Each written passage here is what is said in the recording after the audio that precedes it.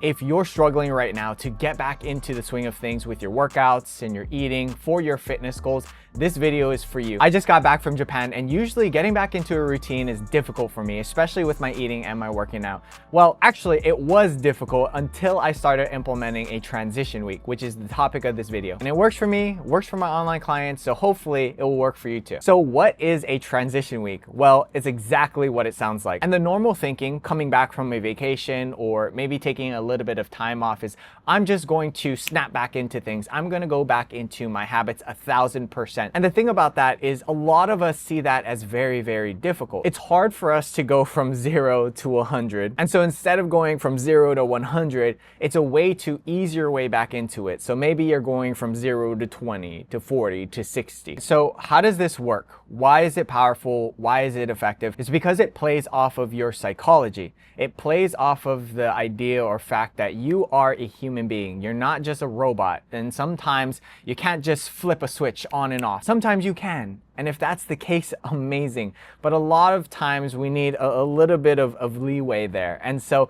this is exactly what it does. So maybe before you went on vacation, you were dialed in with your nutrition. You were eating well. You were moving. You were lifting a few times a week. And so when you go into vacation, you probably were a little bit looser. Probably weren't thinking so much about your nutrition, and maybe you weren't tracking your calories or weighing your food or whatever you were doing before. And maybe you didn't work out as well. Right? So to go from being so relaxed to going 1,000 miles per hour when you come back, there's a lot of friction towards that. And so by giving yourself a week, maybe even 2 weeks to ease your way back into your routine, it takes the pressure off of you. So the main idea, the whole concept behind this is just getting you back into your routine. Because what we don't want to happen is for you to just push this off longer and longer and longer because it's so difficult for you to get started. And so how do you apply this to your nutrition? The way that I view nutrition and even working out, anything in general is there's tiers, there's layers, right? And so with everything, there's a foundation. And so the idea is, how do we break up what you're doing into the simplest thing possible to give yourself a little bit of structure, a little bit of guidelines to work within that isn't so intense. And so maybe you're tracking your calories and your macros prior to vacation or prior to your time off. And so what is an easier way that you can get back into your routine? And what I consistently like to do with my online clients, depending on where they're at, is I like to just give meal frequencies. And so if you've been snacking all over the place, if you've been eating dessert 2 times a day, giving yourself meal frequency targets to hit can just help you get back on track. So what that actually looks like is maybe you go back to 3 whole meals or 3 meals, 1 snack, 2 meals, 2 snacks, whatever you find will fit you the best. That is what I want you to go with. And we can even make that easier. We can make that a little bit more difficult. We can then start to look at meal composition. And that's why this is going to be so individual, because doing some of these things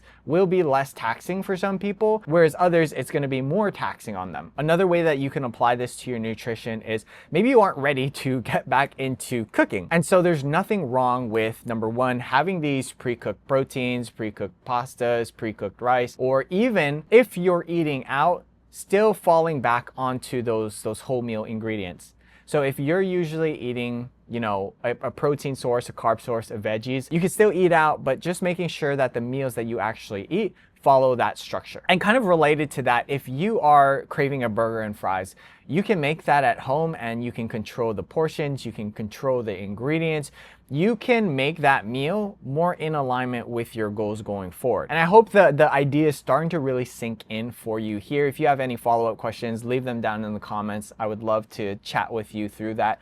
And so how do you apply that to your working out? How do you apply that to your fitness? And remember that the main idea, the whole point with the transition week is getting you back into your routine. And going back to the psychology part of things, if you have gone, you know, a few weeks, a few months, a few years without hard training or whatever it is, to go into your workouts with this idea of like, I'm going to crush it, I'm going to obliterate myself, like that's very difficult. There's a lot of friction there. But if you can have the mentality of going into it and easing your way, maybe you're not training with such intensity, maybe you're doing less reps, maybe you're doing less sets. And if I was going to give you a specific example, say before vacation or before your time off, you were doing 3 sets of bench press for 10 reps with 200 pounds. With the idea of the transition week, maybe you go back into the gym and you're doing 1 set, same reps, same weight. You could even take that a step further with going half the sets, half the reps,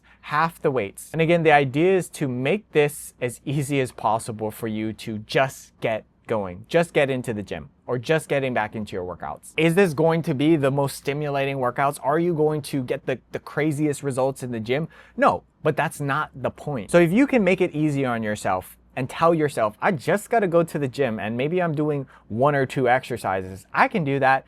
That's the whole idea behind this. Even if it's just going to the gym and walking or doing some mobility.